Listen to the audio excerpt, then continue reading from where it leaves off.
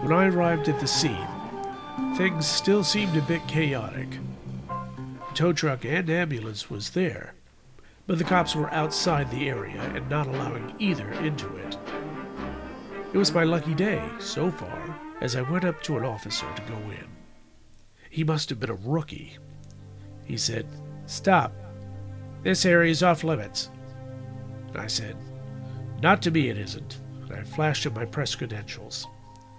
He gave me a blank stare, hardly looked at it, and just waved me in. Maybe it was my suit.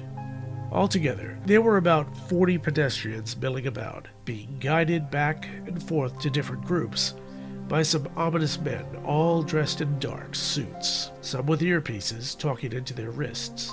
I knew they weren't witnesses. Instead, they were grilling and dividing those who saw into those who cooperate and those who don't. I was able to speak to a few people while not drawing attention.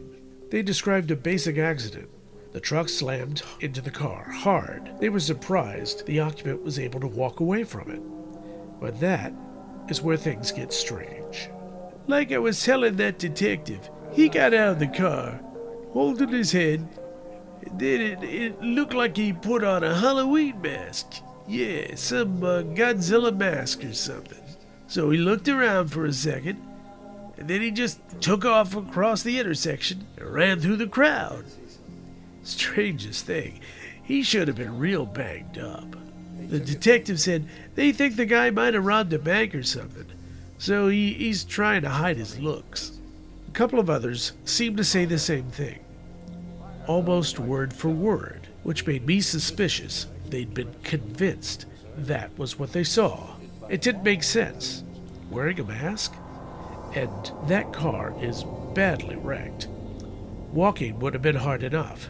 There's someone taking samples of some blue liquid on the ground next to the car. But it was at that time my presence had been noticed.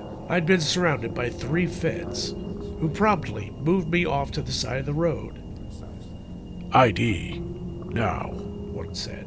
"And you are?" I said as my credentials were taken before I could offer it. "We're with the government." "Really? Which part?"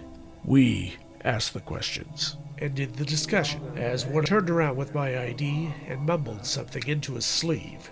And he sped back around and nodded a no to thug number 1, who looked at it, gave it back, and then said, "Kolchak, leave, now." This was not the day to challenge an order. So I made it back to the car. Every step of the way, I could feel his gaze on me. Whatever happened here wasn't some simple accident involving a mugger.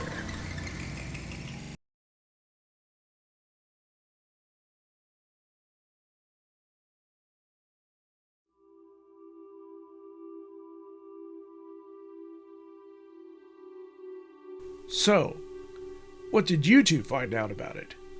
Or are you part of those stormtroopers?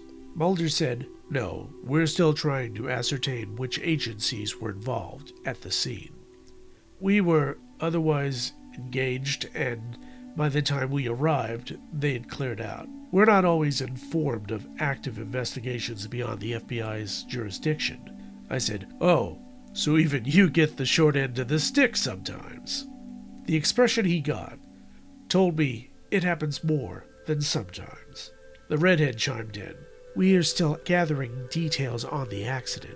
We can say the car is registered to a William Prescott, an executive for an important lobbying firm in D.C., and currently we're unable to find him. It's possible it wasn't him in the car, and the person may have something to do with his disappearance.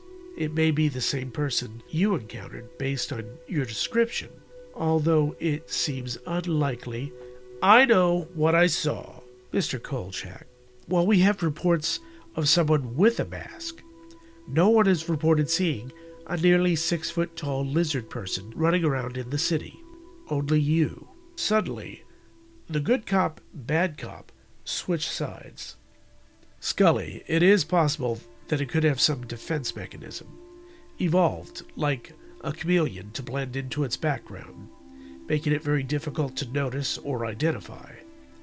The octopus can even become fluid-like, so its form can contort into practically any shape, along with color and texture. Mulder. If so, it wasn't doing a very good job of it. It was hurt, Scully. Maybe it takes concentration, or requires some device to operate. While I wondered how long these two had been married, it was time to get going with this. We're wasting too much time as it is. So I interrupted. Would you two like to go and have a debate about it, or should I continue? They gave each other a look, then asked me to continue.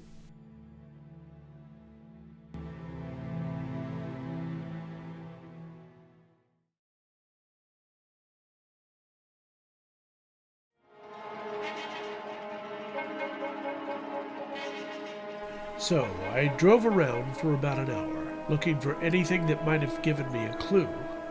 And then I heard a standard call from an alarm triggered at some business, a possible break-in. It wasn't close, but there was nothing else happening here, so I headed there. Good thing I knew my way. I used to work this town in my earlier days, when I was moving up. I easily beat the cops, since they only care about the paperwork if no one's getting killed. I drove down an alley and parked, walked back up to the front, and saw a side door that looked forced in. The lock looked strong, but broke.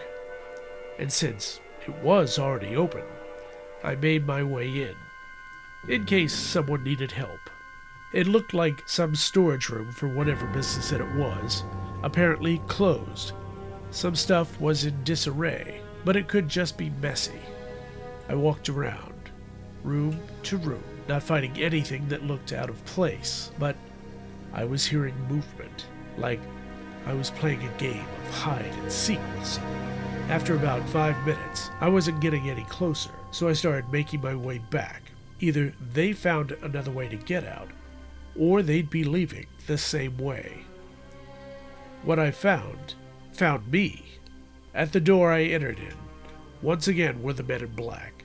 This time, they didn't seem so cheerful.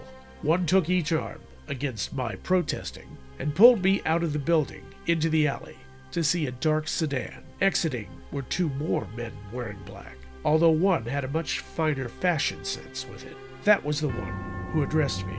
Mr. Kolchak, you have a habit of showing up where you don't belong.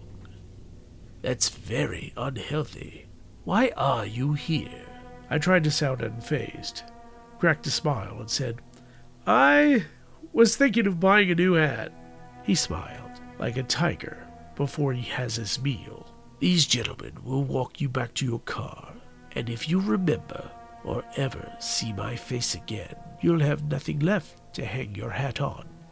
Goodbye, Mr. Kolchak.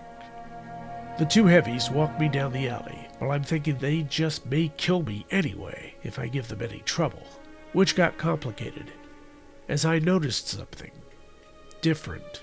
I had to try and play this off without alerting them, so I said, Thank you, gentlemen. I believe I know the rest of the way.